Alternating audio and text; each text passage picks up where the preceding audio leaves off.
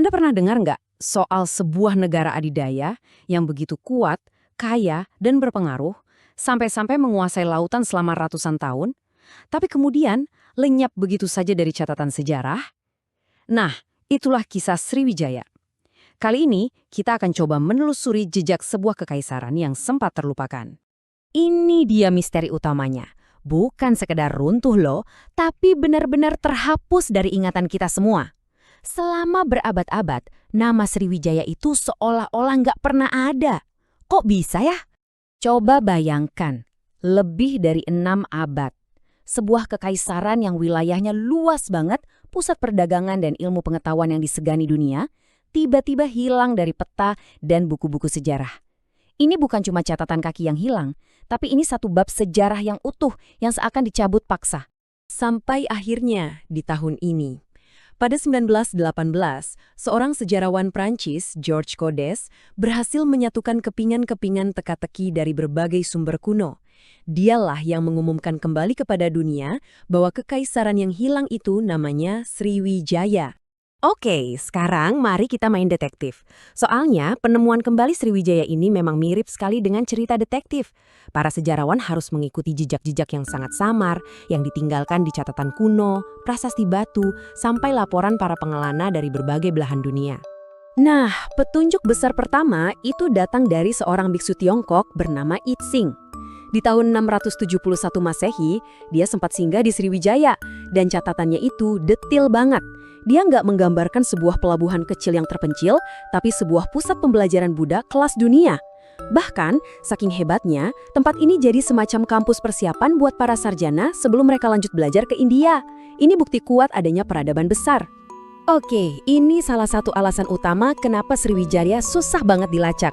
Ternyata, setiap bangsa besar mengenalnya dengan nama yang beda-beda.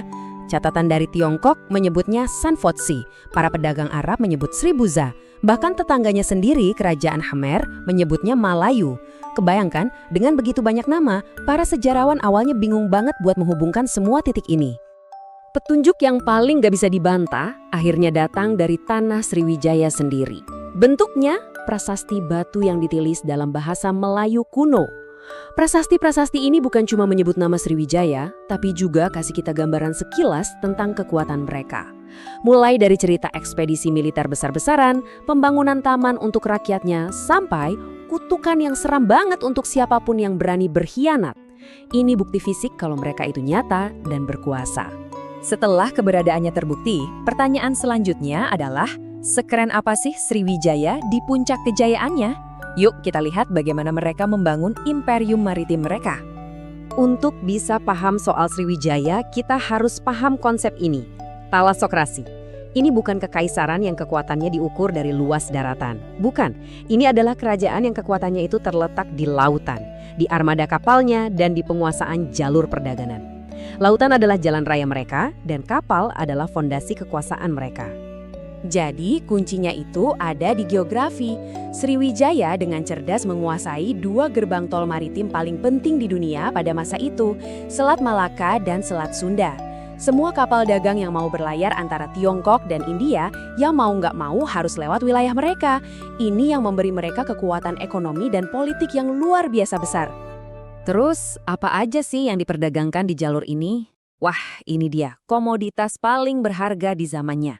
Mulai dari kapur barus, rempah-rempah eksotis seperti cengkih dan pala, sampai emas dan gading.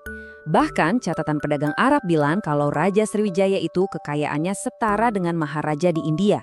Pelabuhan mereka itu benar-benar jadi pusat perputaran uang dunia.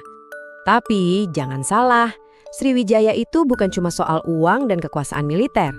Yuk kita lihat sisi lainnya, bagaimana mereka juga membangun warisan intelektual dan budaya yang gak kalah hebat. Ingatkan apa yang diceritakan Yi Xing tadi? Sriwijaya adalah pusat keilmuan yang sangat disegani. Para biksu dan peziarah dari seluruh Asia datang ke sini untuk belajar.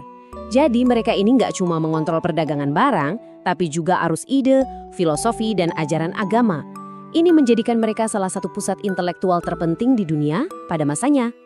Dan coba lihat betapa mendunianya mereka. Sriwijaya adalah pemain diplomasi yang sangat canggih. Mereka rutin mengirim utusan ke Tiongkok, menjaga hubungan baik dengan kekaisaran di India, dan bahkan bertukar surat dengan khalifah di Timur Tengah. Ini jelas menunjukkan kalau mereka bukan kerajaan terisolasi, tapi sebuah kekuatan global yang sangat dihormati di panggung dunia. Tentu saja, semua kekaisaran besar pada akhirnya akan runtuh. Tapi, keruntuhan Sriwijaya ini begitu total sampai-sampai mereka lenyap dari ingatan. Mari kita telusuri bagaimana kekuatan sebesar ini bisa hancur lebur. Jadi, kejatuhan Sriwijaya itu bukan karena satu peristiwa tunggal, melainkan serangkaian pukulan telak yang datang bertubi-tubi. Dimulai dari tantangan pesaing regional seperti Medang di Jawa, lalu disusul serangan dahsyat dari Kekaisaran Chola di India, dan parahnya lagi, diperparah oleh perubahan alam. Sungai utama di ibu kota mereka mulai mendangkal, membuat pelabuhan raksasa mereka jadi nggak strategis lagi. Tapi, kalau kita harus menunjuk satu momen yang jadi pukulan paling fatal, mungkin inilah dia. Invasi Chola di tahun 1025. Sebuah ekspedisi angkatan laut raksasa dari India Selatan berhasil menaklukkan pelabuhan-pelabuhan utama Sriwijaya dan bahkan menawan rajanya.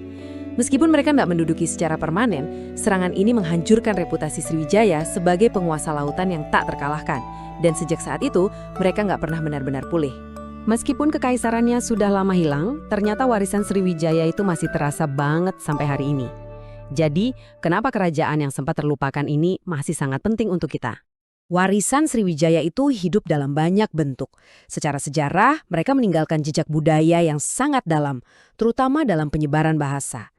Nah, di zaman modern ini, nama Sriwijaya dihidupkan lagi sebagai simbol kebesaran masa lalu. Jadi sumber kebanggaan dan identitas, khususnya di Indonesia. Kita bisa lihat namanya di mana-mana, dari universitas, maskapai, sampai tim sepak bola. Dan mungkin inilah warisan mereka yang paling abadi dan paling kita rasakan. Karena dominasi perdagangan mereka, bahasa Melayu kuno yang dipakai di pelabuhan-pelabuhan Sriwijaya jadi lingua franca atau bahasa pergaulan di seluruh kawasan ini. Bahasa inilah yang menjadi cikal bakal dari bahasa Indonesia dan Malaysia modern.